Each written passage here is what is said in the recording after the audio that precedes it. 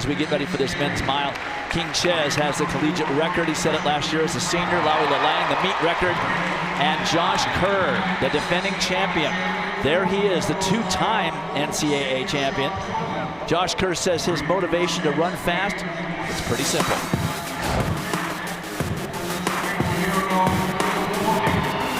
This is Josh Kerr just biding his time last year with King Ches leading. He unleashed a tremendous kick. Watch what happens here. Ches, with his over 15 NCAA titles in his career, just could not hold off Kerr. The young man from Scotland and the University of New Mexico pulled away from victory down the home stretch comfortably.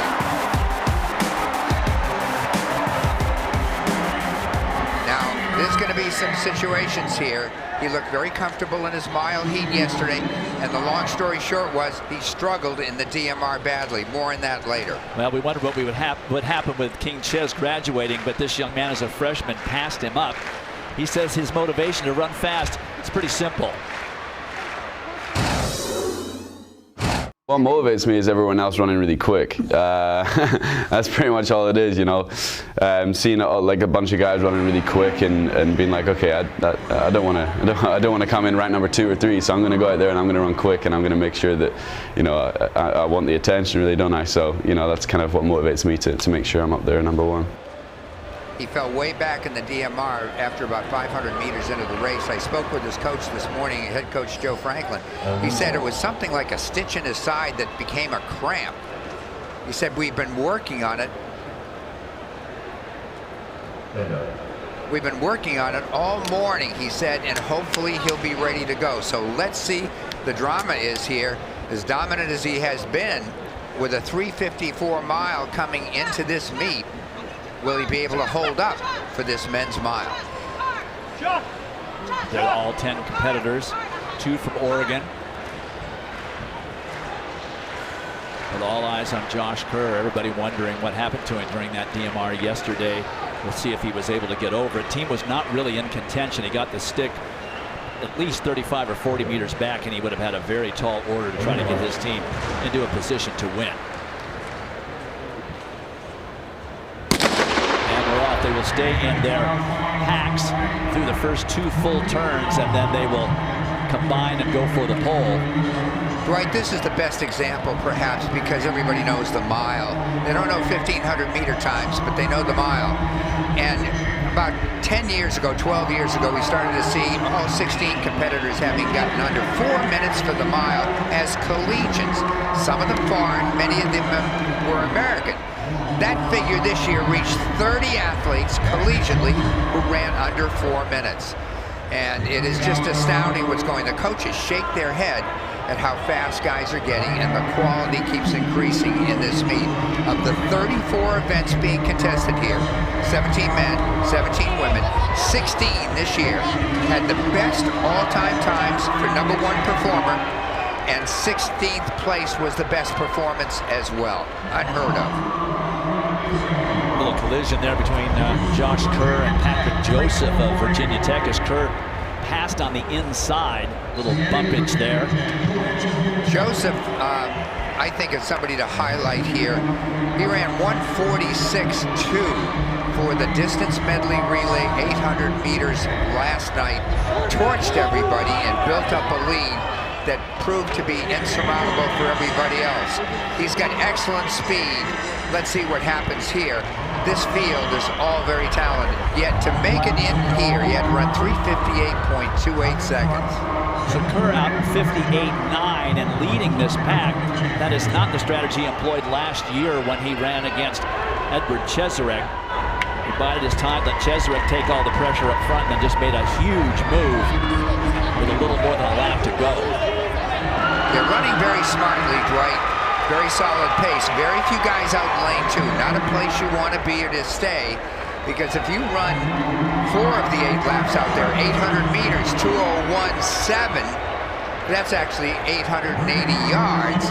But if you run half the race out there, you're running 16 extra yards. Reed Brown and Sam Prakel of Oregon have now picked up the pace as it was lagging a little bit. And I'm thinking if I'm Josh Kerr, he's going, that's exactly what I wanted to have happen. I think he feels a little more comfortable being in touch, but not necessarily leading. And he looks comfortable to me. You too? Yeah, I would say so. Much different than he did in the DMR. He looked very good in his mile prelim yesterday, which is why I think it surprised us both when he looked so bad the last half of his 1,600-meter anchor leg. And he started fading after 2 laps. So he looks full of run, and you can tell by his stride how comfortable and beautiful it is. He has run extraordinarily well since he came to New Mexico. Didn't come in great shape, but they got him in fitness. In about 4 to 6 months, he was really running his best times ever. Neil Gorley of Virginia Tech now making a move. One of 3 Hokies in this mile final, and now back into the lead is Josh Kerr. That does surprise me a little bit, but he knows what he's capable of more than we do, certainly, and he does look full of run. 3/4 of a mile reached in 3 minutes 2.27 seconds. And there's plenty of good half-miling speed out there in this mile group as Kerr now coming up to the bell with 200 meters remaining, and he still has another gear. We've seen it before. And here it comes. Right now. And he just gaps Sam Prakel of Oregon. Prakel with no answer. And this is Ciatti of VTech. Kerr is going to defend his title. Wow, what a difference 20 or so hours makes in his recovery. Wow. 3:57.02 off of a 3:02.1200, and he did most of that on his own. He got a little help for about a lap and a half, but otherwise that was a Josh Kerr controlled mile final, and now he is a 2-time NCAA indoor mile champion. This is the exact point he just pulled away, and talk about powering away. 54.23 seconds, most of it done on the last lap. I mean, we're looking at something like a 26-second last 200 meters here. And he looks like the old Josh Kerr we saw last year, and how comfortably he ran his heat in around 4 minutes and 2 seconds. New Mexico, again, takes the NCAA men's mile. So Kerr successfully defends his title from last year, but Virginia Tech scoring some serious points in 2nd, 4th, and 7th place. And the top 3 all under 4 minutes off a 3:02 1,200-meter pace. And John Anderson is downstairs with our repeat champion. All right, thank you, Dwight. 20 hours ago, we saw you come off the DMR. You looked like you were a guy that was hurting. What changed overnight? You know, we don't particularly know what happened yesterday, but now I'd like to take this opportunity to say it wasn't that I was giving up. Something was wrong with me, something was wrong in my stomach, and I didn't give up. I just had to get that sorted before today. And my teammates worked hard for me in that DMR, and I felt very sorry that I couldn't be on my full game yesterday, but fair play to the Virginia Tech guys who ran really well.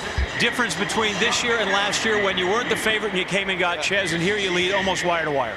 Yeah, you know, you got to switch out the tactics now and again, so keep everyone on their feet. But you know, it went really well, and I worked hard, and I wanted to make sure it was an exciting race.